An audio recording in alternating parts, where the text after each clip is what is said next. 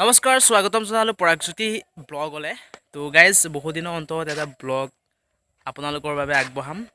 তো বহুদিনে হৈ গ'ল ব্লগ দিয়া নাই আৰু আজিৰ পৰা আপোনালোকৰ আগত ডেইলি ব্লগ দিব চেষ্টা কৰিম। মই ডেইলি কি কৰোঁ তাৰ ওপৰত ভিডিঅ' বনাম। তো এতিয়া সময় হৈছে প্ৰায় আবেলি 4 বাজিছে আৰু মই আছোঁ আমাৰ ঘৰৰ ওচৰতে। অলপ আহিছোঁ, চাব পাৰে মোৰ পিছত এজোপা প্ৰকাণ্ড গছ আছে, যিজোপা গছত ছাঁ লৈ আছোঁ যিহেতু গৰমটো বহুত পৰিছে। আৰু মই যাম এতিয়া ফিল্ডলৈ প্ৰেক্টিছ কৰিব যাম, যিহেতু অসম পুলিচৰ ইণ্টাৰভিউ হৈ আছে আৰু অহা কালিৰ পৰা আমাৰ গোলাঘাট জিলাৰ ইণ্টাৰভিউ অনুষ্ঠিত হ'ব। তো তাৰ বাবে আমাৰ গাঁৱত যিসমূহ ল'ৰা ছোৱালী কেনেদৰে প্ৰিপেৰেশ্যন কৰিছে তাৰ ওপৰত দেখাম এটা ব্লগ ষ্টাইলত। তো আহি থাকোঁতে ৰাস্তাতে আমাৰ ভাইক লগ পালোঁ। বেটেৰী চলাব লাগি সি আকৌ ছোৱালীৰ লগত বিজি আছে। ভাড়া মা ভাই, ভাড়া মা। ছোৱালীৰ লগত খুব বিজি আছে। তো ভালদৰে বেটেৰী চলাই যেন তাই আশা থাকিল। তো এতিয়া ফিল্ডলৈ যাম। ঐ ৰ'দত ক'ত গৈছে? ৰ'দত। তো গেছ ফাইনেলি পালোহি পথাৰত মানে কি খেলপথাৰত। এই মানুহজন ইমান বিজি হৈছে চাওকচোন। তো আপোনালোকক যিখন ফিল্ডখন দেখাব চেষ্টা কৰিম, যিয়ে ৰ'দ দি আছে। চাব পাৰে এইখন হৈছে ফিল্ড আমাৰ গাঁৱৰ। ইমানে ৰ'দ দি আছে, সিফালে যাবলৈ ইমান অশান্তি পাইছোঁ। আৰু এই তাত চাওক ৰ'দত চাহত জীয়াই আছে, ল'ৰাবিলাক আহি আছে।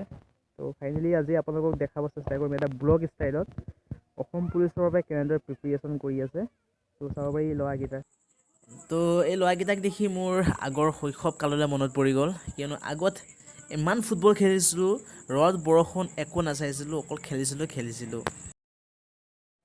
তো বন্ধুসকল ফাইনেলি পালোহি, ফিল্ডত পালোহি আৰু মোৰ লগত আছে ৰোহন। ই পূৰা অসম পুলিচৰ বাবে প্ৰিপেৰেশ্যন চলাই আছে। দেখিছে টুপি আছে অসম পুলিচৰ বাবে। বাবা অসম পুলিচৰ কাৰণে তৈয়াৰী ফেণ্টাষ্টিক, মাইণ্ড ব্লয়িং, অচম, পূৰা হেভি চলিছে। এতিয়া 12 বজাৰ পৰা প্ৰায় ঘৰলৈ নাযাওঁগৈ আৰু ফিল্ডতে লাগি আছোঁ, খেতি কৰা নিচিনা হৈছে। আপোনালোকে নিশ্চয় বুজি পাইছে কিমান যে কষ্ট কৰিছে অসম পুলিচৰ চাকৰি ল'বৰ বাবে। আৰু অসমত আৰু এনেকুৱা বহুত আছে ল'ৰা ছোৱালীয়ে যিবিলাকে সপোন দেখি আছে। তো যিসকলে ইণ্টাৰভিউ দিব লগা আছে সেইসকলক শুভেচ্ছা জ্ঞাপন কৰিছোঁ মোৰ চেনেলৰ ফালৰ পৰা। তো আজি দেখাম আমাৰ গাঁৱৰ যিবিলাক ল'ৰা ছোৱালীবোৰে অসম পুলিচৰ বাবে কেনেদৰে প্ৰিপেৰেশ্যন কৰিছে। আৰু মোৰ লগত আৰু এজন আছে বাপজন। এই যা বাবা, আমাৰ টপাৰ, যাক আমি চমুকে মিল্খা সিং বুলি কওঁ। তেখেতৰ পৰা অলপ দুই এটা মন্তব্য শুনিব চেষ্টা কৰিম। এই মিল্খা সিং, এই কেনেকুৱা খবৰ? একদম ভাল। অসম পুলিচৰ কেনেকুৱা প্ৰিপেৰেশ্যন চলিছে? একদম চলিছে, ভাল নহয় এইকেইদিন।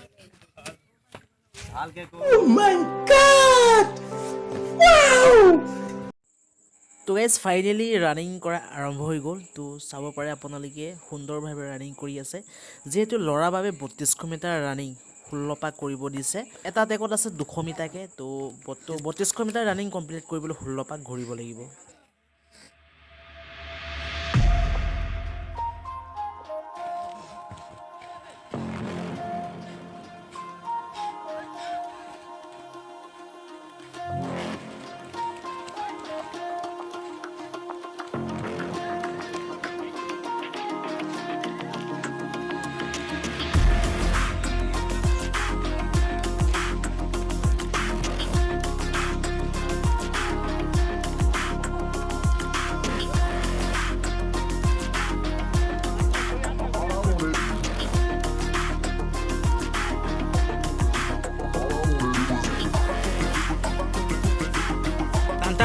টান।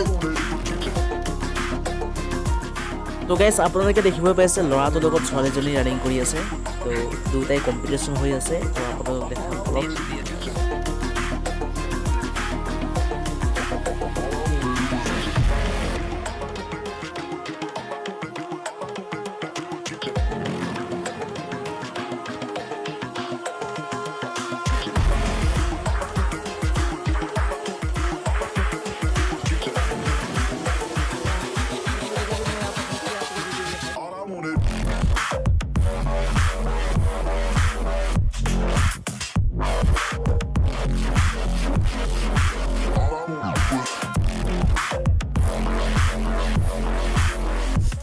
পেক দেখা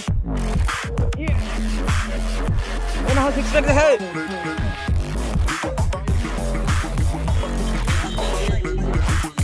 সিক্স পেক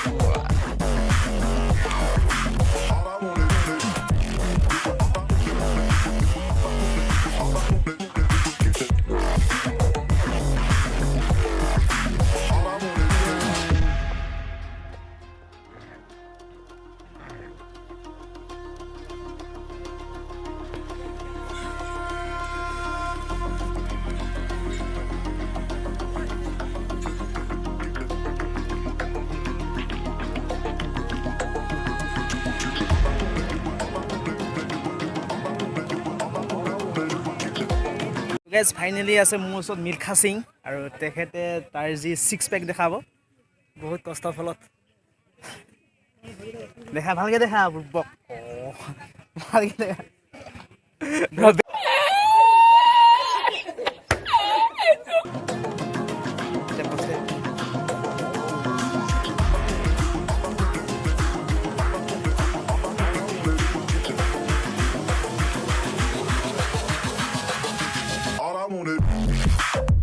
পুৰা হেৰি কোৱা না একচোন দে এইটো দে হেৰি নিচিনাকৈ